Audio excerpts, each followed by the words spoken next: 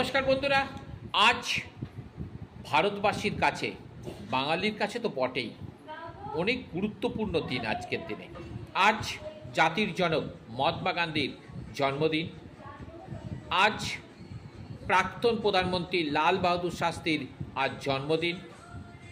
স্বামী অবেদানন্দের আজ আবির্ভাব দিবস। আজ দশেরা উৎসব। দশেরা উৎসব মানেই হচ্ছে রামলীলা ময়দানে বিজয় উৎসব, হনুমানজির পতাকা ও তার উৎসব। এছাড়া আমাদের বাঙালির আজ বিজয়া দশমী, অর্থাৎ বিজয়া দশমী ছিল কিন্তু 2:56 পর্যন্ত, তারপরে কিন্তু একাদশী পড়ে গেছে।